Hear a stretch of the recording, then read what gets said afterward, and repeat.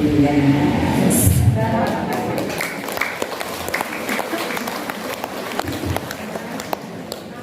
kasih Bu Anang, sungguh luar biasa. Ini akan lebih lengkap lagi, ya, akan lebih sempurna lagi bukti wawasan kita, jadi untuk pencerahan kita. Kalau ada dialog, ya, kalau ada dialog gitu. Untuk yang pertama, termin pertama ada 2 pertanyaan dulu. Oke, 2 pertanyaan. Untuk langsung saja saya buka untuk forum dialog ini. Oke, 2 pertanyaan. Oh ya, 1. Oke, terus saya katanya bagaimana? Nanti siap-siap. Oh iya, nanti sana ya Pak. Iya ya. Mohon memperkenalkan dulu. Oke. Assalamualaikum warahmatullahi wabarakatuh.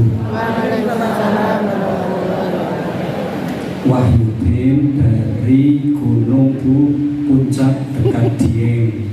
Dingin sekali dan tadi saya sempat mandi. Karena saya berangkat jam 3 ngisi pengajian di Kinoro.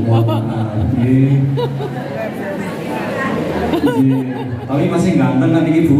Karena di kalangan istri orang lain yang cantik-cantik, jadi saya termasuk yang ganteng. Itu ya. Kami wakilnya Pak Sobri yang membidangi majelis taklim bersama Bu Nasiah, insya Allah berkolaborasi. Langsung mawon, tadi saya jadi Masya Allah ya, ternyata banyak yang kemudian menjadikan kita yang sudah Islam sejak dulu itu menjadi tambah yakin, tambah bahwa inilah pilihan yang terbaik. Saya sering mendengar memang Injil Matius, Injil Lukas, ternyata Matius Lukas adalah yang mengarang gitu ya. Nah ini Paulus, katanya ada 4. Iya. Ada 4 kan? Yang saya hafal tadi 2. Ditambah Paulus, satu lagi apa Pak? Markus. Oh berarti jangan nggak ngantuk. Nah itu yang saya tanya itu beda apa tidak di antara keempatnya? Apakah memang beliau berempat itu kemudian mengarang Injil dalam versi utuh, tetapi antara tempatnya itu sama atau beda versinya? Yang kedua, kalau tidak salah itu yang Katolik ya Bu. Kalau yang Protestan, Injilnya itu siapa yang mengarang itu? Ya mungkin kami betul ini nggak tahu sih, nggak tahu. Terus tadi kalau Rasul-Rasul itu ternyata adalah Al-Hawariyun kalau dalam Islam ya, dan di Muhammadiyah masuk ke apa namanya itu simbol ya. Nah, ada 12 itu adalah Al-Hawariyun, orang yang menolong Rasul Isa pada waktu itu dan kemudian diadopsi oleh Muhammadiyah juga. Mudah-mudahan pengkaderannya itu seperti Al-Hawariyun yang luar biasa, dia akan berjuang secara totalitas. Yang terakhir, apa sih bedanya antara Katolik dan Protestan? Dulu kami di SMP itu membaca asbabnya itu karena ada surat penghapusan dosa kalau nggak salah. Betul apa tidak? Kami mohon konfirmasinya. Assalamualaikum warahmatullahi wabarakatuh. Waalaikumsalam warahmatullahi wabarakatuh. Berdiri. Assalamualaikum warahmatullahi wabarakatuh. Waalaikumsalam warahmatullahi wabarakatuh. Alhamdulillahirabbil alamin. Langsung aja kepada Ibu Mariana. Nama Pak? Oh, nama saya ya. Mohon maaf. Nama saya Sutar dari Mandiraja Sumawangi. Langsung pertanyaannya, saya kan ini mualaf pada tahun 2019 awal corona, kira-kira begitu. Ya barulah, boleh dikatakan baru. Kalau dikatakan umur anak-anak ya saya baru paut lah ya, kira-kira gitu. Saya kurang mengerti juga masalah keislaman, juga saya dalam kajian-kajian sama Bu Yani, semua itu guru saya banyak sekali untuk mendapatkan suatu informasi tentang Islam. Pertama saya masuk Islam, curhat sebentar ya. Saya tentang ketuhanan itu lebih mantap, lebih afdol di Islam karena ketuhanannya udah dijelaskan tadi oleh Bu Ana, itu masih sama dalam penganut saya dulu jadi orang Kristen. Memang ada Allah, ada anak, ada putra, ada Roh Kudus. Itu saya kurang mengerti waktu itu. dan saya mengertinya itu di agama Islam itu tentang sholat itu ikhlas tadi udah dijelaskan. Dan pertanyaannya saya begini Bu, saya kan udah jadi orang mualaf dan terus terang saya udah dapat surat mualaf resmi di itu kantor KUA Menteri Aja, tapi apa saya perlu nikah lagi? Kalau pernikahan saya kan nikah dulu kan nikah secara sipil ya di negara tertulis secara kenegaraan, tapi secara apa ya kalau urusan agama saya belum. Saya mungkin nikah belajar atau tidak. Kalau mungkin itu mendapatkan buku yang kecil itu saya berikan waktu itu. Kadang-kadang itu istri saya itu protes, belum dapat itu buku yang kecil seperti yang lainnya gitu. Saya itu aja. Terima kasih atas penjelasan. Assalamualaikum warahmatullahi wabarakatuh.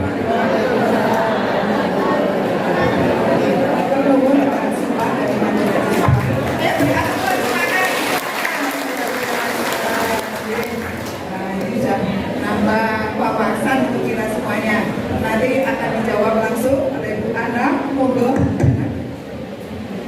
Saya jawab yang pertama itu dari Bapak Wahyudin.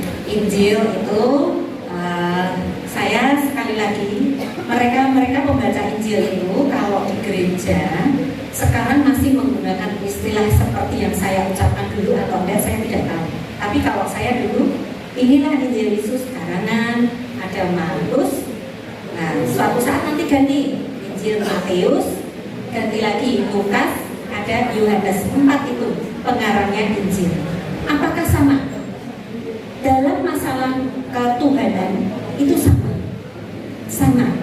Jadi andaikan ada perbedaannya itu tidak sangat prinsip. Nah, kemudian bagaimana bedanya Injil miliknya Katolik dengan Injil miliknya Protestan? Kalau Injil Katolik itu ada kitab-kitab yang tidak dipakai oleh Protestan. Seperti ada salah satu misalkan ada Ruth gitu ya, RUTH itu nama. Jadi itu kisah-kisah banyak dipakai oleh orang-orang Katolik dan itu tidak dipakai oleh Protestan. Itu kemudian apa lagi ya Pak ya? Nah, cara ibadahnya pun juga berbeda. Ibadahnya kalau Protestan itu lebih meriah. Ditujukan kepada siapa penyembahan itu? Kalau Protestan penyembahannya yang pada yang Trinitas, ya Tuhan Allah Bapa Putra dan Roh Kudus. Tetapi kalau Katolik ada doa yang dimohonkan kepada Maria, bukan Maria Anna ya Bu, Bunda Maria, yang dianggap sebagai Bunda Allah. Makanya ada doa Salam Maria, ya Salam Maria, penuh rahmat Tuhan besertamu. Tapi nanti terus di bawahnya ini doakanlah kami yang berdosa ini, Maria Bunda Allah, doakanlah saya yang berdosa ini sekarang dan sampai mati. Amin. Jadi sudah meninggal dimintai untuk mendoakan. Dan ibunya Tuhan. Berarti Tuhannya dulu ada di perut Maria, ngapain saja saya tidak tahu.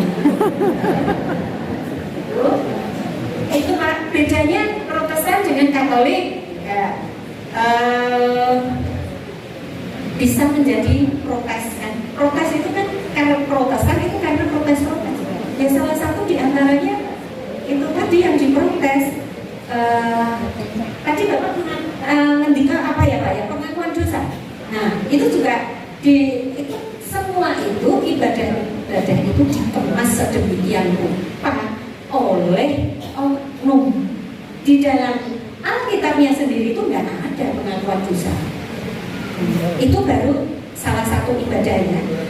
Ini kalau Protestan itu nggak pakai gini atas nama Bapa Putra dan Roh Kudus, enggak. Protestan nggak ada, itu hanya ada di Katolik. Jadi cukup dengan nama Yesus ini terus melihat patung, melihat salib. Kalau Protestan, salibnya tidak ada bodi, tidak ada tubuhnya Yesus. Tapi kalau Katolik ada badannya Yesus. yang cuma pakai ini.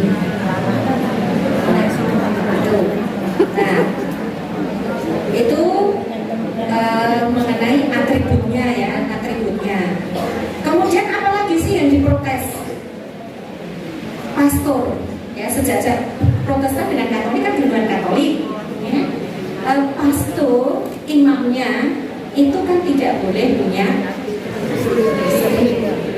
diprotes. Nah, akhirnya yang Protestan pendeta boleh punya. Jangan ada yang tanya ya. Nanti tanya. Itu pastor gimana ya? Gimana ya? Tapi saya punya teman biarawati dulu. Ya, pastor itu kedudukannya sangat tinggi. Wakil Tuhan di dunia. Nah, teman saya biarawati itu kan akhirnya masuk Islam. Karena dia apa? Mempertanyakan, ya, kan biarawati itu kan harus mengucapkan namanya itu kaul itu ya janji. Kaul pertama, kaul kedua, yang terakhir itu namanya kaul kekal. Tidak boleh menikah, makanya biarawati itu pakai cincin kawin. Dinikahkan dengan siapa? Dinikahkan dengan Tuhan. Makanya kan tidak menikah, tidak punya pasangan kan? Pastor juga begitu kan? Tidak punya. Nah, si biarawati ini. Nah, pastor itu manusia apa bukan Bapak Ibu? Manusia. Punya ketertarikan tidak dengan lawan jenis? Berarti normal kan? Nah, terus kalau tertarik gimana? Nah, teman saya diminta untuk meladeni dalam tanda kutip ya Bu, meladeni tanda kutip. Kalau saya ladeni berarti saya berkhianat kepada Tuhan karena saya sudah diberi cincin kawin. Kalau saya tidak meladeni, dosa juga. Dosa kenapa? Karena pastor itu wakilnya Tuhan di dunia. Ya, akhirnya belajar. Itu tidak bisa menerima itu. Awalnya dari itu akhirnya belajar dan masuk Islam. Terus pengakuan dosa. Pengakuan dosa ya Pak. Karena pastor itu merupakan wakil Tuhan di dunia, dia memiliki kekuasaan untuk mengampuni dosa-dosa, termasuk dosa saya, memaafkan dosa saya. Nah, ini dalam Protestan nggak ada, itu diprotes. Jadi umpama ini suatu ruang itu ada gereja, nanti masuk bikin tanda salib di depan, masuk ke bilik kiri atau bilik kanan. Itu satu bilik tempat pengakuan dosa. Satu bilik dibagi dua, satu untuk pastor, satu untuk umat. Saya masuk ke dalam, Romo berkatilah saya berkati atas nama Bapa, Putra dan Roh Kudus, amin. Romo saya mau ngaku dosamu apa? Saya pacaran. Terus apalagi dosamu diampuni, tapi kamu didenda. Denda apa? Membaca doa Salam Maria sekian kali. Nah, dendanya seperti itu. Itu Pak, pengakuan dosa seperti itu antara lain yang diprotes. Ya, karena pastor itu merupakan wakil Tuhan di dunia yang bisa memberikan ampunan. Nah, dibalik pada pertanyaan Bapak Sutar. Betul teman? Pak Sutar. Bu Sutar mana Pak? Alhamdulillah, berdiri Bu. Nah, suami soleh, istri solehah, calon penghuni surga. Bu Sutar pengen kita nikah ya, pengen buku nikah. Dulu nikahnya di catatan sipil. Kalau saran saya, selama ini belum dinikahkan secara Islam karena tahun 2019. Monggo bapak-bapak bisa difasilitasi dibantu. Jangan nikah lagi ya. Nikah ulang. Ya, nikah ulang ya Pak ya. Sudah nikah ulang. Karena bapak Bu Sukar dan Bu Sukar nggak tahu ya nggak apa-apa, nggak dosa diampuni. Tapi gini ya Pak, jenengan Pak Sukar kan teman bukunya Bu Sukarno. Halo? Nah, nanti minta paling tidak dinikahkan si Risek. Oke Pak ya, biar sah di hadapan Allah. Nah, jadi nanti kalau bobo itu sudah sah, nggak dosa. Tapi selama ini nggak dosa karena nggak tahu. Sudah pernah bersama-sama dengan kami ke Solo saat itu pertemuan mualaf se-Jawa Tengah. Kader TB kita. Gimana? Kader TB. Iya. Dan kemarin berempat itu saya kira ada di sini semuanya ini. Berempat itu, ada Pak namanya Pak Sukma. Ya, Bapak berdiri Pak Sukma ini. Terus ada lagi Mbak Yayu yang di belakangnya betul-betulan Mbak Yayu. Terus ada lagi Mbak Yanti. Mana Mbak Yanti? Oh iya Mbak Yanti. Satu lagi Bu Parwiti. Bu Parwiti. Oh, Bu Parwiti. Parwiti ya Allah. Ya maka Bu Parwiti tapi ya Ibu Parwiti ya. Itu pernah bersama-sama dengan kami ke Solo di UMS mengikuti pertemuan mualaf sejateng ini binaan Asia. Ya. Sekarang saya minta tolong ini Bu Yayu, gitu ya, Mbak Yayu biasa sebutnya itu kan sudah aktif di Asia, gitu ya. Ngomong barangkali bisa untuk menceritakan, gitu ya, perjalanan bagaimana, kok bisa dengan apa ya, tertarik di Asia terus terjun gitu untuk aktivitas di Asia. Bapak Bu Yayu. Terus ke depan. Ya di sini.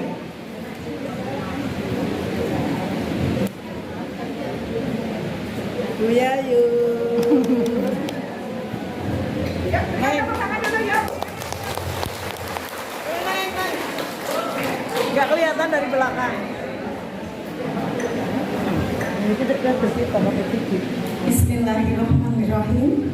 Assalamualaikum warahmatullahi wabarakatuh. Waalaikumsalam warahmatullahi wabarakatuh. Sebelumnya saya mengucapkan terima kasih sekali kepada Bu Nasya yang sudah memberikan kesempatan boleh berdiri di hadapan Bapak Ibu kaum muslimat yang dirahmati Allah, Ibu Maria Ana yang ternyata menjadi salah satu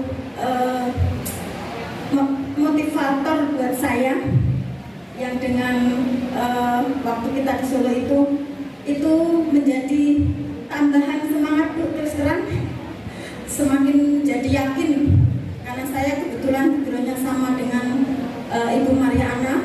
Saya terlahir dari keluarga Katolik yang pada tahun 1998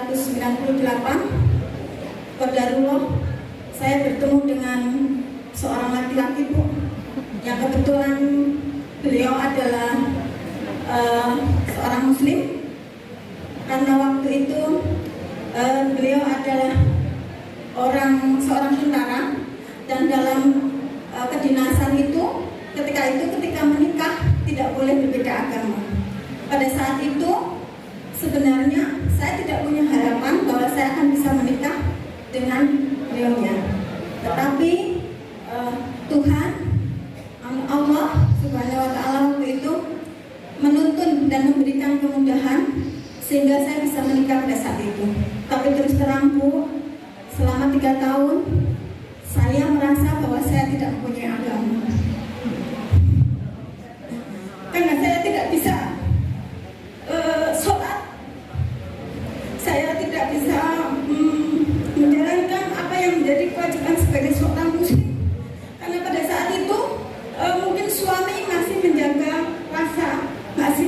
perasaan saya untuk tidak membimbing atau mengajak saya secara paksa. Dia ingin saya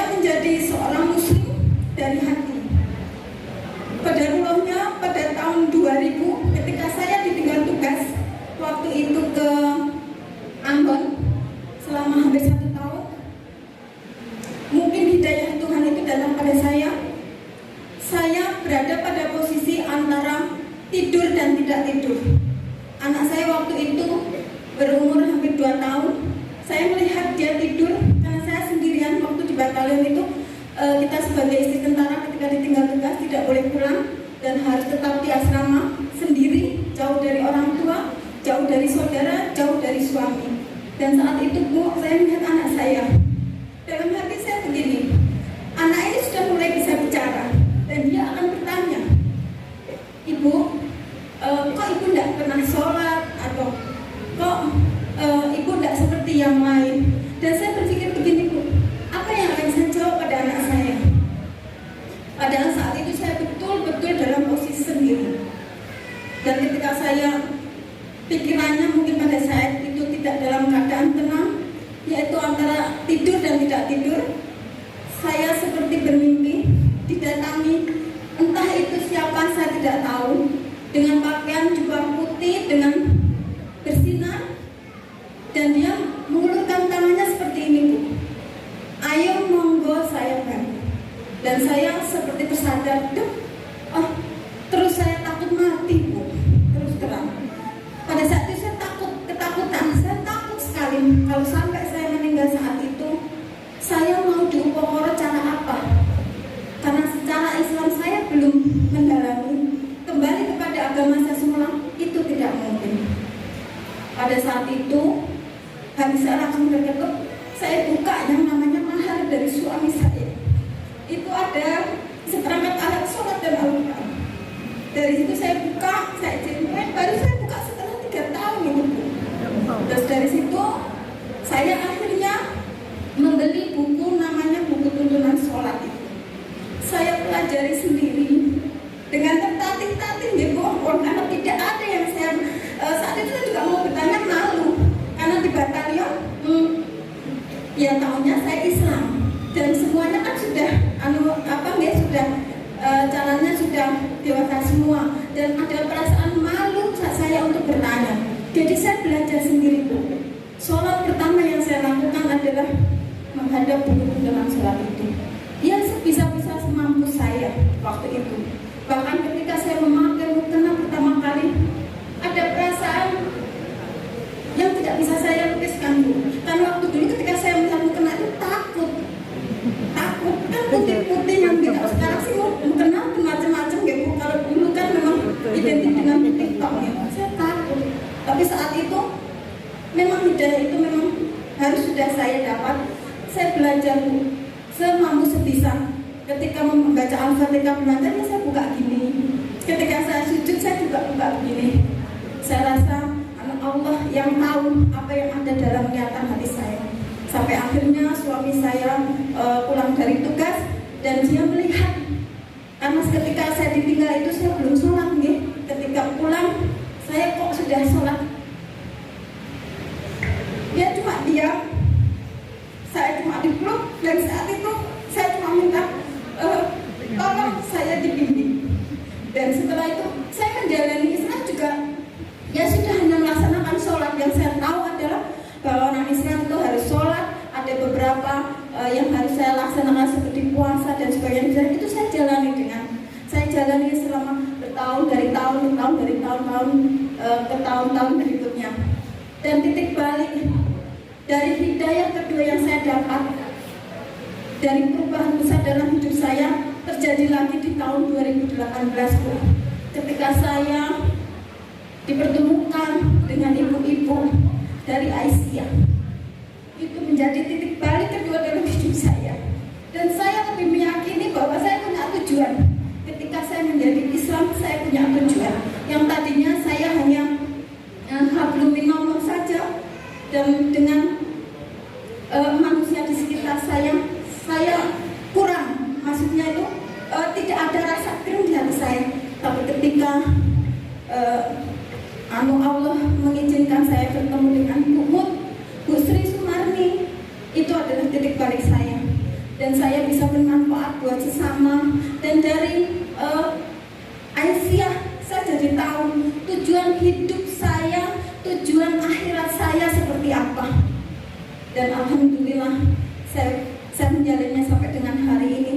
Dan perasaan ada kelegaan, ada rasa plong di hati saya itu saya rasakan sekarang Bu. Tapi namanya orang ketika kita diberi sesuatu, diberi kemudahan, diberi kemuliaan oleh Allah, pasti Allah juga akan memberikan juga ujian-ujiannya. Dan itu pun saya rasakan, Bu. Ketika kemarin tahun 2019 pun Tuhan memberikan ujian berat dalam hidup saya. Dan qadarullah, Bu, saya didampingi dan berada di lingkungan ibu-ibu Aisyah yang memberikan kekuatan kepada saya, sehingga saya tetap pada keteguhan iman saya dan saya bisa melewati ujian itu.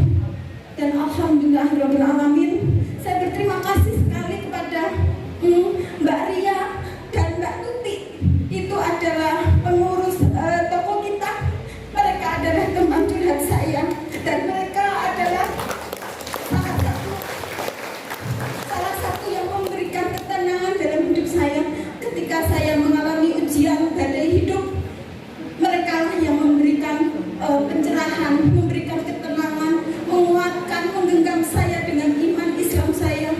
Dan terima kasih Mbak Tuti, Mbak Ria, tidak bisa saya ungkapkan dengan kata-kata. Dan kalau ibu-ibu melihat saya, mungkin ada di sini beberapa rekan-rekan saya juga yang mengenal saya. Kalau melihat saya itu sebenarnya Bu Yayu ceria, Bu Yayu tanpa masalah, sebenarnya tidak. Tapi Allah Subhanahu wa Ta'ala selalu melindungi, memberikan kekuatan buat saya, dan insya Allah saya akan tetap mengimani Islam itu sampai dengan akhir hidup saya. Dan saya selalu memohon anak-anak saya bisa menjadi anak soleh yang nanti kelak akan bisa mendoakan saya. Demikian Bu, sedikit mungkin kisah dari saya. Semoga Bu Maria Ana untuk kedepannya juga tetap bisa menjadi motivator buat saya. Demikian, wassalamualaikum warahmatullahi wabarakatuh.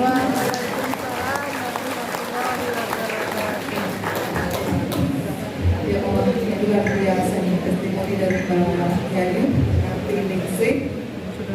Masya Allah, kita jalin bersyukur. Ternyata tantangan itu kalau dihadapi dengan akal sehat, dengan pikiran yang sehat, maka akan menghasilkan atau membuahkan keberuntungan, kesuksesan, kebahagiaan. Ini sudah saya lihat tadi testimoni dari Bu Yayu, tapi mungkin Bu Ana juga punya cerita sendiri yang lebih. Tapi saya ingin tahu nih, tadi Bu Ana ceritakan ini, Bu Ana kan sebagai ketua dari MCA, Mu'alaf Center Malaysia, berarti itu kan sudah banyak sekali binaannya, ya, yang dibina oleh Bu Ana. Barangkali bisa sampaikan sedikit 12 Baiklah, saya lanjut ini Bu, mengenai giat MCA. MCA Jateng itu didirikan tahun 2018 setelah kami dari Majelis Taklim ada Rakornas Majelis Taklim, kalau tidak salah tahun 2017 itu di Jogja. Nah, keputusan pada waktu itu seluruh wilayah di Indonesia, wilayah Asia, diwajibkan sebenarnya, tidak hanya sekedar dihimbau, tapi diwajibkan untuk mendirikan Mu'alaf Center. Nah, terus kami tidak lanjuti untuk Jawa Tengah, kami dirikan tahun 2018, jadi 2 Februari tahun 2018. Nah, mestinya kami itu membawahi Mu'alaf Center di seluruh Jawa Tengah yang berjumlah 35 PDA. Namun ternyata mendirikan Mu'alaf Center itu tidak semudah membalikkan telapak tangan juga. Hingga sekarang ini kalau tidak keliru itu baru berdiri sekitar 19 plus mungkin ya Pak. 19 itu dari 35 kabupaten kota. Nah, kemudian saya cerita untuk Semarang. Bagaimana mu'alaf di Semarang? Mu'alaf di Semarang itu karena belum ada Mu'alaf Center Kota Semarang, maka mu'alaf Semarang yang belum dari yang ada maksud saya, yang belum dibina oleh lembaga-lembaga mu'alaf seperti Mu'alaf Center Indonesia, kemudian PT, terus ada lagi yang tidak berada di bawah satu organisasi seperti kita, itu kami opening. Jadi yang belum diikat oleh pembinaan dari suatu lembaga mu'alaf itu kami opening. Dan kami opening itu kami lakukan pembinaan yang terdiri ini langsung karena belum ada. Jadi langsung kami tangani mu'alaf-mu'alaf di Semarang dengan pembinaan yang intensif. Jadi ada pembinaan secara, karena MCA itu sebenarnya kan gerakannya tidak ansih mu'alaf yang dari agama non-Islam ke Islam, tetapi juga bagi mereka-mereka yang KTP-nya Islam, yang katanya keturunan Islam, tapi nol sekali tentang Islam. Nah ini juga mu'alaf sebenarnya, karena mereka tidak kenal sama sekali Islam. Akhirnya kami tampung, baik itu dari yang kebanyakan memang dari yang non-Islam, ya, kebanyakan dari non-Islam. Nah untuk yang mu'alaf dari konversi dari agama lain ke Islam itu ada pembinaan internal. Kemudian yang eksternal ini khusus untuk mereka yang dari agama benar-benar dari Islam tetapi nol sekali Islam. Nah, ada pun pembinaannya, nah ini tentu saja yang saya sampaikan ini tidak hanya untuk para mu'alaf, tetapi bagi mereka-mereka yang peduli dengan mu'alaf dan untuk Aisyah, karena Muhammadiyah kan tidak punya, ya kan? Iya Pak, tidak ada mu'alaf center Muhammadiyah, tidak ada. Yang ada mu'alaf center Aisyah, mu'alaf center Aisyah. Pembinaan kita satu, tentu saja pembinaan di bidang akidah, pembinaan di bidang akidah. Mengapa kita melakukan pembinaan atau pendampingan? Karena kita ini tadi saksinya kita menyaksikan semua dari Mbak Yayu, ya. Mbak Yayu 3 tahun itu tidak ada yang mendampingi, ya. Pendamping itu ada, Mas Yaryamnya itu Mas TNI, ya, ada. Tapi pendamping dalam bidang akidah tidak ada. Nah, perlu didampingi karena masih lemah, walaupun tidak mengurangi rasa hormat. Ada yang sangat berkualitas itu seperti Bu Iren, ya, Bu Iren, Om Stephen Almarhum dan sebagainya. Itu memang melalui suatu penelitian. Tapi ada juga yang jalannya lewat seperti Mbak Yayu ini yang tidak didampingi. Nah, maka karena akidahnya masih lemah, maka ada pendampingan akidah. Jadi dari bimbingan sholat, kemudian nanti dari KBM, ya, kegiatan belajar membaca Al-Quran, kemudian ditunjang dengan pengetahuan Islam yang lebih kita tingkatkan. Itu akidah. Kemudian ada pendampingan ekonomi, ya, pendampingan ekonomi. Kebanyakan tidak semua, ya, tidak semuanya. Ada yang dulu ketika masih Nasrani itu ekonominya kuat, tapi begitu masuk Islam menjadi lemah ekonomi, ya. Ini yang ngomong alami sendiri, Bu. Karena begitu saya ketahuan masuk Islam bersama adik saya, kan 4 bersaudara itu kan 3 yang masuk Islam. Saya nomor 1, nomor 2 lagi itu pernah jadi pastor. Yang nomor 3 dan 4 perempuan. Yang perempuan 3 ini masuk Islam begitu ketahuan, apa reaksi dari orang tua? Deportasi, keluar. Ya, adik saya waktu itu masih kelas 2 SMA. Jadi diputus semuanya, diputus hubungan keluarga untuk itu, kemudian ekonomi juga. Nah, kami menyadari bahwa saya mengalami, maka saudara-saudara kami ini yang baru masuk Islam banyak juga yang mengalami seperti itu. Oleh karena itu ada pendampingan ekonomi. Kalau misalkan sudah bekerja tetapi penghasilannya masih sedikit, kan berarti miskin, ya tetap kita bantu. Sudah bekerja tapi miskin, kita bantu.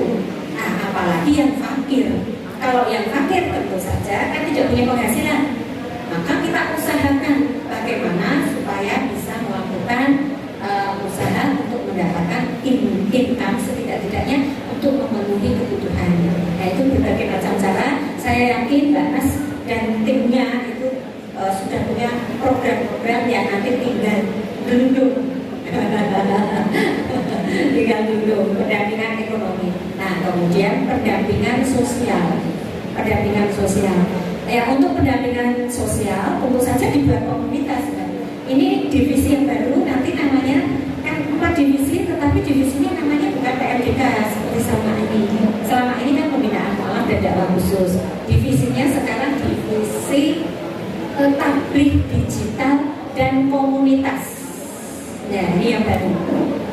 Divisi tabligh digital dan komunitas. Berarti langkah gerak giat dakwah kita itu lebih luas, lebih luas. Nah, komunitasnya juga luas nanti. Ada komunitas mualaf, mungkin nanti ada komunitas anak jalanan, ada komunitas penyapu jalan, sapu jalan, ada komunitas pang wanita.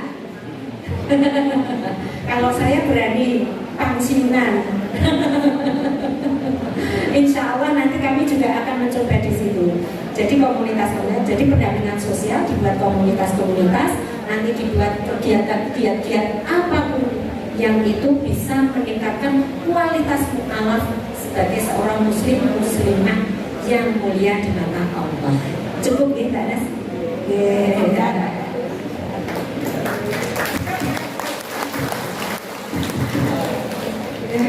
Alhamdulillah ini pemaparan materi, kajian sudah, dialog sudah, testimoni sudah, ya. Jadi ini merupakan suatu gambaran ternyata mu'alaf itu memang perlu didampingi.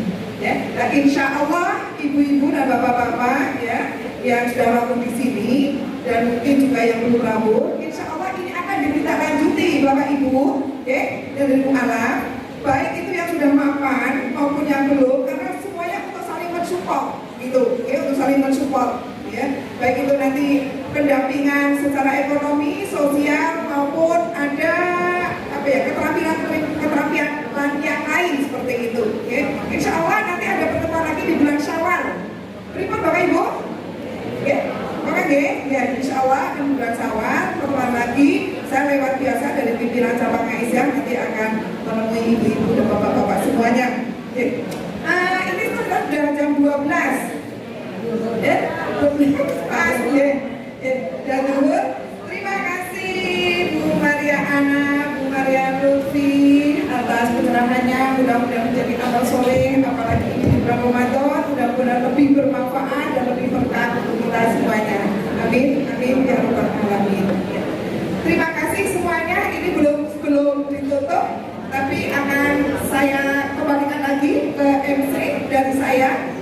Mohon maaf bila ada salah dan hilaf, saya akhiri. Astaghfirullahaladzim. Rasulullah wabarakatuh. Wabasyiril mu'minin. Wassalamualaikum warahmatullahi wabarakatuh. Waalaikumsalam. Terima kasih Bu Dani. Ini masih ada acara gong kecil, gong besar.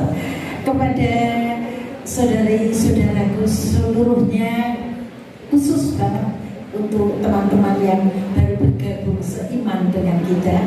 Ini ada tanda cinta dari Lazismu, dari PDA, dari panitia.